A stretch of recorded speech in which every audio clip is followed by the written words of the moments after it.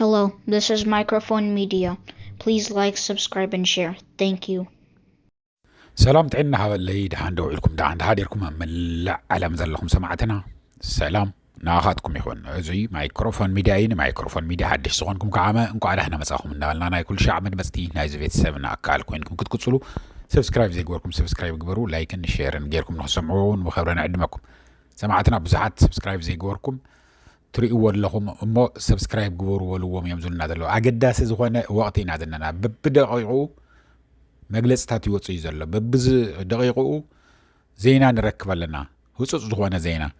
كل حزبنا خفلت اصل زلو سبسكرايب زي غوركم سبسكرايب غورم بتانا يدول ملكت طويكم اول تبل تسعانو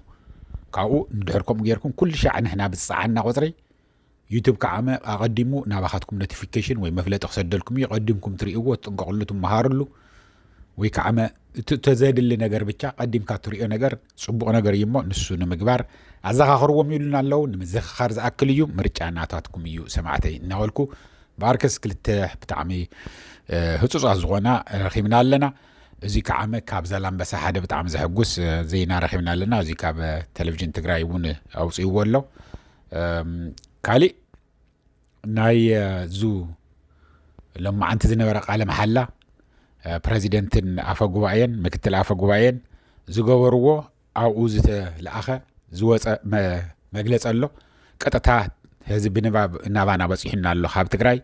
نسخ نسمعكم مجمريا ما كافتو كاود حاره نافتو نايزال انبسا خالت ونلو يوم دقق زولو بزوح نجر يورر لي سمعتي بتعم بزوح نجر عبد السابا خوينم تغارو خوينم او سوشيال ميديا هذه ليتن قطرن ببليون زقصر ገንዘብ ናውጻ አብይ አህመድ ዝላአኹም እንዮ አይትፍርሑ አይትደንግጹ ንዚውን እዩ ዘይኾኑ ሰባት ሰብሲ ረእይዎም ዚኦም ምስመን እዮም ዘለው ኢልኩም ፍለጥዎም ምስ አብይ አህመድ ኮይኖም ካብ አብይ አህመድ ጽቡቕ ነገር ክንረክብ ኢና ኢልኩም ትርኢ እንተ ኮይንኩም በዓልትኩም ንምብስጫው ንምንዳድ ዝወሰንኩም ምዃን ኣለዎ ሓቂ ነገር ሓንቲት ነገር ዘይብሉ እዩ አውሮፕላን ክልተ አውሮፕላን بلعلي خوينن أبا مقالة خيدن نيران يلمونين زيادة كحديا دستم كنت أمزل زلو بتعم بزو حد درونات اللي تستزقونا سو نايراش حدش زتجاز أميجات تقرأي مولا سماي تقرأي تقاطع إيران أو خدا قال لي خمسة كورة من نجار يلن هذي من نجار يلن سلزي أوزو سوشيال ميديا زرف زلو بعراي ورد زقونا زرباتات كيدكم من بعلتكم عيتش النقية زلكم من يو نتو حزب تقرأي بزلع على هنات تخاتاتيلو نهزبو بالتخاء متن حق انه ترغاغيص زقرب لكم تامنوا وخيدكم رايو مس بلصقنا خوينم حرام ريد خيدم زلو كل شيء صحفو والنيجاتيف زخونه ነገር ዝፈላል ነገር ጽርፍ ነገር ናገወሩ ጽحفو ሰባት ከይድኩም ካብአቶም ጽቡቕ ነገር ክንረክብና ይልኩም ግን አይትخيዱ እየዝብል እዚያ ከምሓው ክነግረኩም ኢለየ እዚያ እናወልኩ ካብዛላም በሳዝ ረኸምና በጣም ዝሕጉስ ዜና ክንምጽልኩም ኢና ግን ህዝታናይ መጀመሪያ ከምዘላ ብጽሑፍ በጽሓትና አላታ ዝተሃወቶ ትእዛዝኒ ዶክተር ደብረጽዮን ገብረ ሚካኤል ካፍቶም ዋና ሓሪም ወዝነው ቃልአትዮም ወዝነው ተወከልቲ ህዝቢ ወይ ከዓመ ካቢኔ ዝባሃል መስለኒ ንሳ ከምዘላ ከስማዓኩም እሞ ካኡ ድሓረ ናፍቱ ናይ ዘለም በሳ ክንሓልፍ ኢና ሻዕ መጨረሻ ምሳና ጽንሑ ሕፅር ዝበለ ዜና እያ ኩሉ ሻዕ ከምፅልኩም ድሕሪ ህዚ ቶሎ ብዝመፀ ቁፅሪ ናባኻትኩም ቶሎ እናልና ክነምፅኦ ኢና ከምቲ ዝነገርኩም ግን ላይክ ሼር ግበርዎ ሰብስክራይብ ዘይገበርኩም ከዓ ሰብስክራይብ ግበሩ እዚ እናልኩ ናብኡ ንሕለፍ ሓቢርና ንስማዕ እየ ሰማዕተይ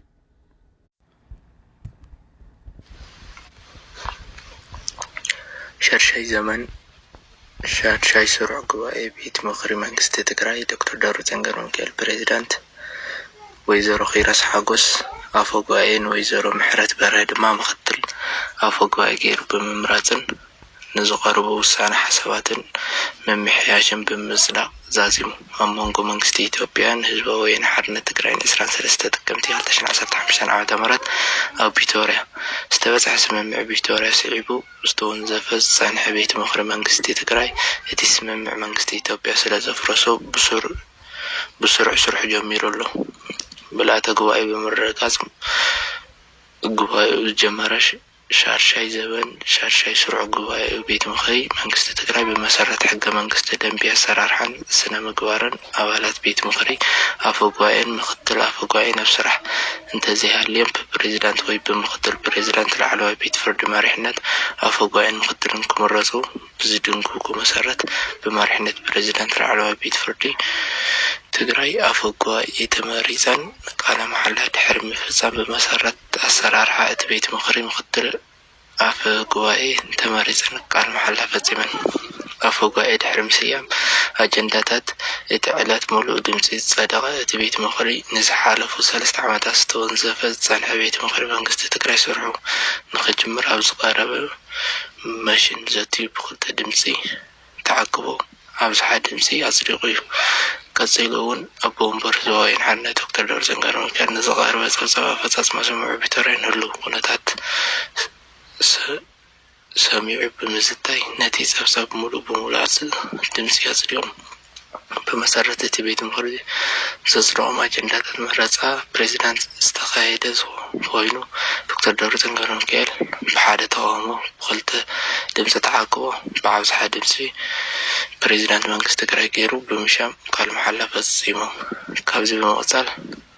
ፕሬዚዳንት ዶክተር ደብረፅዮን ገብረሚካኤል ክሳብ ቀፃሊ ጉባኤ ኣብ ቤት ምክሪ ፈፃሚ ስራሕ ዘድሊ ምትዕራይ ብምግባር ስርሖም እናሰርሑ ክፀንሑ ንዝቐረበ ውሳነ ሓሳብ ብሓደ ተቃውሞ ብሓደ ድምፂ ተዓቅቦ ብኣብዝሓ ድምፂ ኣፅዲቖም ኣለዉ ኣብ መወዳእታ ሻርሻይ ዘበን ሻርሻይ ስሩዕ ጉባኤ ቤት ምክሪ መንግስቲ ትግራይ ንኣፈ ጉባኤ ወይዘሮ ኪሮስ ሓጎስ ምደባ መተሓባሪ ኮሚቴ ቤት ምክሪ መንግስቲ ትግራይ ብምትዕራይ ስርሐን እናሰርሓ ክፀንሓ ውክልና ብምሃብ ጉባኤኡ ኣዛዚሙሉ ባርكم سمعكم وأيو نتو دمس تحت زبالة دمس زلو ياو كافتو عدراش كوينو ريكارد ستجبر سلازخونة نخير بشيلو إيو عن فيفل نازلو بتعمين عنا مسجن أونت المزراب تجادلاي كوينو تغطاتيلو نوانا عن فيفو مخعم خيني شجرلو تو نايت غرينيا من باب كورتي خفت سلاز بلن ناي بمحارنيا سلازخونة استماركو نمنتاي كم مخانة يفلتن كل جزء نهالو بس نمنتاي من باب أنا نسخات راح يكون كان يلوم نجن بزحات دس زبلني أي نايك أدم تمهارو زخنا بعد تعدس ورا دي تريوني لنا هذا الدوم تعدس ورا ده خن بفيخ الانتجرينيا توم قالت تكون كانوا بيخو لنيوم توم بدم بجيرم زنبو منع سي عفوب مفتاحي أم بنعمة جمرة تمهارو بتجرينيا تمهارو تزي كوينو نقول يخفض زوليلا من اللوم ما ياو بزي مخنيات زي ترديهم خاب تجري نهزمنا خصم على ويلم عندو يومكم زين تلقول نعتلو خام بتعمين عنا مسجن كائلكم نتجادلاي سردلو صحافة له كومنت صحافة سمعتي من يعتمد أخذكم نخصم عقوق خواخاتكم نواخاتكم يتحقي سمع ذله زين نقولكم بأركز كم تطري وزل لهم كم تزنقركم هزون انتقنا هزون دقيمة خنقركم زدلي زي خون نجاري ترعي بزح النوزم ناي جيتات شوكرا خور نايت عبي أحمد يا عبي أحمد نابراهام بلاي كاب عبي أحمد نابراهام بلاي نام نجيتات شوكم إنها لإز ورد كأخنا مش حاتي يبتن تنجارات تلازم نساتهم صحفوا وسي خباءاتهم صبوا نجار حق خنركبينا لكم كي تخدم كي تريو سؤالنا بقى مش مزنان يخون النعيون تقول انتخونكم ونت زنانيكم تخون أنا تبصع شيء زوج زي خون نجار تلقات الوا تلوجين كويس برني ريسف قدم كم زبط تلوجين نايب على زي تفقات السرحة عينها هي رأيك كايلو تلوجين يسبرني درج زي زجرمكم وحد تلوجين يرجع أبدي ساعاتو تلفزيون زلوون بزح يكونن بفلاي كلر تلفزيون زنورو بتعم وحد بيت سبي نيرو عملوا ختمة مخناتهم نشتي أنا رات أخذ ساعة ختمة زي تفلتوا درجين زيرو تلفزيون بيصوروا له تبهيل تسمعوا ببغى ليجيرم أنت فتشوا تزيلني فتشهم بقى تلفزيون تسيروا زرقوا نعبو سربيت زعاتو تزيلني جن هزون كاب تلفزيونكم بسبارك كاب سلككم عصاو كاب سلككم مدبراي ناخد حنو تدلي تخونكم ناب زي ربح ناب نجيتاچو ردا زعاسبوهم كوي كعام كاب نجيتاچو ردا صبو ነገር كمصيلكم كابني كنديا غبر هيوت صبو ነገር كمصيلكم كابني غبر خيدان ابزو جي اس تي اس እና جرمن زنيو ناي غبر خيدان ناي بروفيسور كنديا غبر هيوت ود حفتو فلطو زي النيتورك زي يوم حدا يوم عدوا يوم شراء يوم قال ملايين تقول تلو ماني مسألة سب توم أب عدي سابا خيدم زنو إيام تناي مقالة خنتيبا غير تشي مزنبرة قال صار كان زقتو إيو كلهم توم أزنو تريهم زلهم بملهم ወይ ብጋብቻ ወይ ብዝምድና ዝተኣሳሰሩ እዮም ንዚው ኣብ አዲስ አበባ ኸይዶም አብይ አሕመድ እውን አይፈልጣ እዩ ሁላታ ታሪኽ አይፈልጥ እዩ ንመን ምንታይ ምኾም ምዃኖም ስለዚ ፈልጥ እዩ ዘቕርቦም ዘፀግዖም ዘሎ ንያቶም ሓደ እንተወፂኡ ንሓደ እውን ክልክ መለእ እዩ እናበለ እዚ እናልኩ ናፍቱ ናይ ዛላምበሳ ክወስደኩም ሰማዕተይ ቴሌቪዥን ትግራይ እዩ ሪፖርት ገይርዎ ዘሎ ኣብ ዛላምበሳ ብቱ ጦርነት ግዜ ፈሪሱ ዝነበረ ጤና ጣብያ እና ህዝብ ብዝልዓለ ኹነት ተሸጊሩሉ ዝነበረ ህዝብ ብሙሉእ ሕድሳት ተገይሩሉ ስራሕ ጀሚሩ ከም ዘሎ ብስእላውን ብጽሑፍን ለጢፉ ኣሎ እዚ ኣብ ናይ ፌስቡክ ናይ ቴሌቪዥን ትግራይ ከድኩም ተሪኢኹም ብዝርዝር ኣውፅይዎ ኣሎና ብጣዕሚ ደስ ዝብል እዩ ካብኡ ንሰምዖ ዘለና ካብ ኩሉ ዓመ ካብ ኤርትራውም ይኹን ካብ ኣምሓራይም ይኹን ካብ ኦሮሞም ይኹን እንቋዕ ደስ በለኩም ዝብል ኢና ንሰምዕ ዘለና እንቋዕ ደስ በለኩም ጀጋኑ ኢኹም ንስኻትኩም ጽቡቕ መርኣያ ክትኮኑና ኢኹም ንሕና እውን ከማኻትኩም ክንከውን ኢና ንደሊ እዩ ዝብል ዘሎ እዚ ሃዝ ተገይራ ዝኒሃ መቐለ ንዓብይ ኣሕመድ ንቕንቐያ ቢላት እኒሃ ጽባሕ ንጎ ሽማግለታት ዓበይቲ ዓድም ይኹን ወይ ቀሽም ወይ ገለመለ ኣምባሳደራት ምናምን ሰይዱ ከም ዘይኾነሉ ተረዲኡ ኣሎ ካልኦት ክሰድድ እዩ ታደሰ ወረደ ኸዓም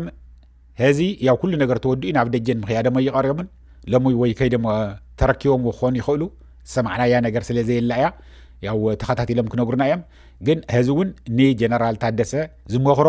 ከም ሓው መጠን ኣፍታ ዝሓለፈት ቪድዮ እውን ተዛሪበ እየ ታሪኽካ ኣይተባላሹ ብጣዕሚ ውሕድ ግዜ ይቐሪና እኒሆ ሰብ 70-80 እንድሕር በፂሑ ብድሕሪኡ ዝነብረሉ ንታሪኽ ንዘለዓለም ከምኒ ኣሉላ ከምኒ ካልኦትን ጀጋኑ ናይ ትግራይ እናተዘከርኩም ክትነብሩ ትኾይንኩም ኣይተባላሹ ታሪኽኩም ትንብረት ብዙሕ ቢሊዮን ዝቁፀር ዋላ ብትሪሊዮን ዝቁፀር ገንዘብ እንተልኢኩም ኣብ አዲስ አበባ እውን ይኽድ ህልም ይበል ገዲፍኩም ወቂኹም ክትከዱ ብሰልየን ተጠቕሊልካ እኮ ያኸታኣቱ በቃ ምንም ነገር ትሒዝካ ትኸይድ ነገር የለን ናይ ቀደም ንጉሳት ናይ ግብፂ ናይ ኣኽሱምስ ናፍቱ ካልእ ዓለም እውን ትንከትለና የድልዩና እዮም ኢሎም እንኳን ካሊእ ሰብ እውን ባርያ ኢሎም ዝፅውዕዎ ዝነበሩ ምስኣቶም ተቐቲሎም ምስኣቶም ይቕበሩ ነይሮም ወርቅታት ምስኣቶም ይቕበር ነይሮም ንዚ ዝቐፅል ከምኡ ኢልኩም ተሓስቡ እንተኾይንኩም ክንደይ ዝኣክል ድሑር ከም ምዃኑ እየ ዝነገረኩም ስለዚ ህዚ እውን እንተኾነ እንትመፁ እንተለዉ እንቋዕ ደስ በለከም ኢልካ ክሕግዝ እየ ካብ ዓደየ ወፅን ዝደለየ ይኹን ብዙሕ ዓመት ተቃዲሰ እየ ንሰርሕ ተለኹ ዓም ተጋግየ ክኸውን ይኽእል ዝሰርሕ ሰብ ይጋግእ እዩ ብድኽመተይም እናፈለጥኩ ዝተጋገኽዎ ክህሉ ይኽእል ንሰርሕ እንተለኹም ዝተጋገኽዎ ክህሉ ይኽእል እዚ ይቕረበለለይ ህዝበይ ኢልካ ወፂኻ ብሚድያ በቃ ትሰርሕ ተለኹ ብዙሕ ነገር ጽቡቕ ሰሪሐ ክኸውን ይኽእል ብዙሕ ነገር ሕማቕ ሰሪሐ ክኸውን ይኽእል ኮነ ኢለ ስኢለ ብሰብኣዊነት ድኹም ስለ ዝኾነ ወዲ ሰብ ብጌጋ ዝሰራሕኽዎ ነገራት የሚኹን ብምፍላጥን ብዘይምፍላጥን ከምቱ ንፈጣሪና ንብሎ ማለት እዩ ብጎይታዬ ማዕረይ ብምፍላጥን ብዘይምፍላጥን ዝገበርክዎ ስሕተት ይቕረበለኒ ኢልና ከም እንልምን ንናይ ትግራይ ህዝቢ እውን ከምኡ እንተኢልካዮ ሓጎፋ ኢሉ በቃ ከም ጎይታ ገይሩ ታሪኽ ገይሩ እንዳውም ከምዚ ኢሉት ይቕርታ ሓቲቱ ተሂልካ ኣብ ታሪኽ እውን እናተመጎስካ ክትነብር ኢኻ ስሕተት ነገር ከይትገብር መሰናክል ከይትኸውን ስኢለ ወፅየ እየ ዝኸይድ ደለኹም ቢሮኦም ይውሰዱ ኢልካ ንዓብይ ኣሕመድ ንክተሕጉስ እትገብሮ ነገር ታሪኽካ ከይተባላሹ ዝደለየ ይኹን ናይ ኣዲስ ኣበባ ዓብይ ኣሕመድ ሓፃር ግዜ እያ ዘላቶ በኣዲስ ኣበባ ዓብይ ኣሕመድ ኣብ ኣዲስ ኣበባ ብዙሕ ይፀንሕን ቶም ኣዲስ ኣበባ ዝነው እውን ኦይ ዝብሉ ዘለው ተጋሮም ይኹን ኩሎም ናብኡ ሃዲሞም ከይዶም ዝኒሄው ስለ ዝፈርሑ እዩ ክንደይ ዝኣክል ተነቃኒቑ ከም ዘሎ ስለ ዝርእይዎ ዘለው እዩ እዚ ዓመት ሕብረት ካብ ኩሉ ኣንፈት ይመፅእ ዘሎ ካብ ኣምሓራ ካብ ኦሮሞ ካብ ኩሉ ብሄር ብሄረሰባት ይመፅእ ዘሎ ካብ ኤርትራ ይመፅእ ዘሎ እና ብጣዕሚ ፅቡቕ ኢና ንሰምዕ ዘለና እናወልኩ ንህዘው ዝይኣኽለኒ ክሻዕ ዝቕፅል ግዜ ሰላም ድሓን ወዓል ድሓን ሕደሩ ቻው ሰላም ሰማዕተይ ህዚ ዝበፅሐና ሰበር ዜና እዩ ሪከርድ ጌርና ምስ ወዳና ዝበፅሐና ዜና ኣሎ ንሱ ዓመ ኣዘዝቲ ሰራዊትን ኣዛዚ ዋና ኣዛዚ ሰራዊት ትግራይን ምክትል ኣዛዚ ሰራዊት ትግራይን ተመሪፆም ኣለው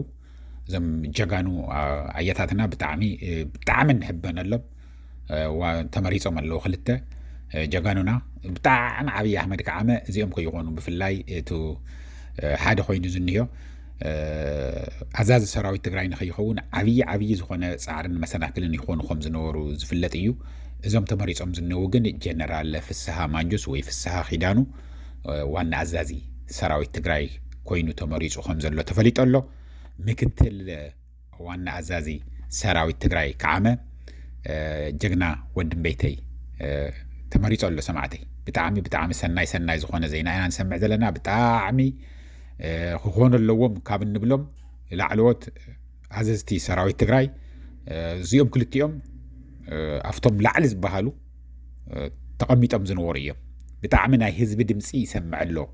ዝህዝቢ ዝስራሕ ዘሎ ኩሉ ህዝቢ ዝደልዮ ነገር ይስራሕ ዘለና ብጣዕሚ ደስ ዝብል እዩ ኳዕ ደስ በለኩም ብሰፊሑ ከዓመ ናይ ዚኣቶም ክነምፅና ኣብ መጨረሻ ህዝ ስለ ዝበፅሐና እዩ እዚ ህዚ ሰበር ዜና ኢሎም ሰይድምልና ዘለው ተረጋገፀ ዜና እዩ ንሱ ከዓመ ያው ከምቲ ዝነገርናኩም ፍስሓ ማንጁስ ወይ ፍስሓ ኺዳኑ ና ዋና ኣዛዚ ህዚ ሰራዊት ትግራይ ኣዛዚ እንሂዎ መሓላፊነት ዝወስድ እንሂዎ እቲ ፕረዚደንት ኣይኮነን ዝእዞ እቲ ግዜያዊ ምምሕዳር እናሃለወ ስኢልካ ብዘይ ኣዛዚ ዝቕመጥ ዝነበረ ህዚ ናይ ወታደር ኩሉ ዘድልዮ ከማል እዩ ከምቲ ናይ ኢትዮጵያ መከላከያ ሚኒስተር ኢታማጆር ሹም ኮይኖም ዝነው እዚኣቶም ከምኡ ኮይኖም ብላዕሊ ኮይኖም ዝመርሕዎ እዮም ኦፍ ኮርስ እቲ ፕረዚደንት ናይ ትግራይ ከዓም ብልዕሊኦም እዩ ግን ናይ ወትድርና ነገር ናይ ሰራዊት ነገር ኩሉ ዝምልከቶም እዚኣቶም እዮም እዚኦም ተመሪፆም ኣለዎም ኳዕ ደስ በለኩም እየ ዝብል ሼር ላይክ ግበርዎ ንኻልኦት እውን ኣስምዕዎ እናበልኩ ከምቲ ዝነገርኩኹም እዩ ሰብስክራይብ ግበሩ ተለተሎ ዝመፀልና መልእኽትታት ከማኻትኩም ስለ ዘሎ ማለት እዩ እዚ እናበልኩ ንህዘው እዚ ኣኽለኒ ንኻልኣይ ግዜ ቻው ክብለኩም